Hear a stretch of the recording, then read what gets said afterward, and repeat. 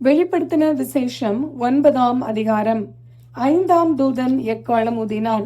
அப்பொழுது வானத்திலிருந்து பூமியின் மேல் விழுந்த ஒரு நட்சத்திரத்தை கண்டேன். அவனுக்கு பாதாள குழியின் திறவுகோல் கொடுக்கப்பட்டது.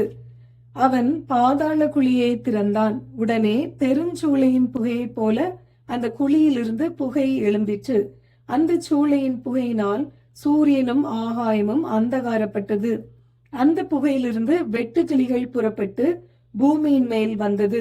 அவைகளுக்கு பூமியில் உள்ள தேள்களின் வல்லமைக்கு ஒப்பான வல்லமை கொடுக்கப்பட்டது.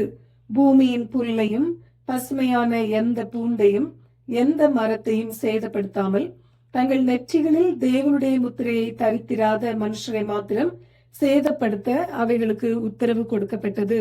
மேலும் அவர்களை கொலை செய்யும்படிக்கு அவைகளுக்கு உத்தரவு கொடுக்கப்படாமல் 5 மாதம் அளவும் அவர்களை வேதனைப்படுத்தும்படிக்கு உத்தரவு கொடுக்கப்பட்டது.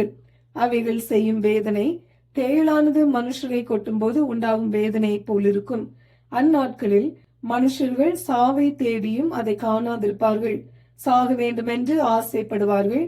சாவோ அவர்களுக்கு விலகி ஓடிப்போம். அந்த வெட்டுக்கிளிகளின் உருவம் யுத்தத்திற்கு ஆயத்தம் பண்ணப்பட்ட குதிரைகளுக்கு ஒப்பாயிருந்தது. அவைகளுடைய தலைகளின் மேல் பொன்மயமான கிரீடம் போன்றவைகள் இருந்தன. அவைகளின் முகங்கள் மனுஷருடைய முகங்கள் போலிருந்தன. அவைகளுடைய கூந்தல் ஸ்திரீகளுடைய கூந்தல் போலிருந்தது. அவைகளின் பற்கள் சிங்கங்களின் பற்கள் போலிருந்தன. இருப்பு கவசங்களைப் போல மார்க்கவசங்கள் அவைகளுக்கு இருந்தன. அவைகளுடைய சிறகுகளின் இறைச்சல் யுத்தத்திற்கு ஓடுகிற அநேக குதிரைகள் பூண்ட ரதங்களின் இறைச்சலுக்கு ஒப்பாயிருந்தன. அவைகள் தேள்களின் வாள்களுக்கு ஒப்பான வாள்களையும் அந்த வாள்களில் கொடுக்குகளையும் உடையவைகளாயிருந்தன. அவைகள் 5 மாதம் அளவும் மனுஷரை சேதப்படுத்துவதற்கு அதிகாரம் உடையவைகளாயிருந்தன. அவைகளுக்கு ஒரு ராஜன் உண்டு. அவன் பாதாளத்தின் தூதன். எபிரேய பாஷையிலே அபத்தோன் என்றும் கிரேக்கு பாஷையிலே அப்பொல்லியோன் என்றும் அவனுக்கு பெயர். முதலாம் ஆபத்து கடந்து போயிற்று. இவைகளுக்கு பின்பு இன்னும் 2 ஆபத்துகள் இதோ வருகிறது. 6ஆம் தூதன் எக்காளம் ஊதினான்.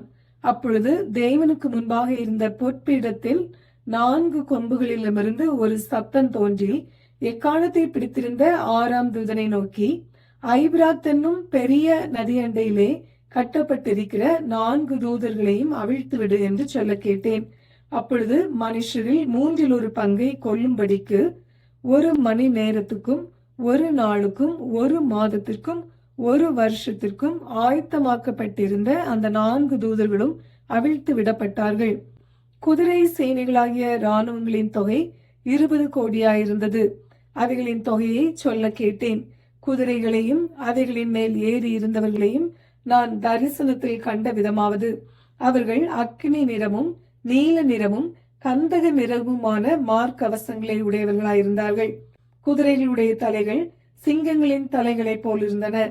அவைகளுடைய வாய்களில் இருந்து அக்கினியும் புகையும் கந்தகமும் புறப்பட்டன. அவைகளுடைய வாய்களிலிருந்து புறப்பட்ட அக்கினி, புகை, கந்தகம் என்னும் இம்மூன்றினாலும் மனுஷரில் 1/3 பங்கு கொல்லப்பட்டார்கள். அந்த குதிரைகளின் வல்லமை அவைகளுடைய வாயிலேயும் வாள்களிலேயும் இருக்கிறது. அவைகளுடைய வாள்கள் பாம்புகளுக்கு ஒப்பானவைகளாயும் தலைகள் உள்ளவைகளுமாய் இருக்கிறது.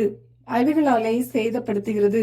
அப்படியிருந்தும் அந்த வாதைகளால் கொல்லப்படாத மற்ற மனுஷர்கள் பேய்களையும் பொன், வெள்ளி, செம்பு, கல், மரம் என்பவைகளால் செய்யப்பட்டவைகளாயும் காணவும் கேட்கவும் நடக்கவும் மாட்டாதவைகளுமாயிருக்கிற விக்கிரகங்களையும் வணங்காதபடிக்கு தங்கள் கைகளின் கிரியைகளை விட்டு மனம் திரும்பவும் இல்லை. தங்கள் கொலை பாதகங்களையும் தங்கள் சூனியங்களையும் தங்கள் வேசித்தனங்களையும் தங்கள் களவுகளையும் விட்டு மனம் திரும்பவும் இல்லை. வெளிப்படுத்தின விசேஷம் 9ஆம் அதிகாரம் நிறைவு பெறுகிறது.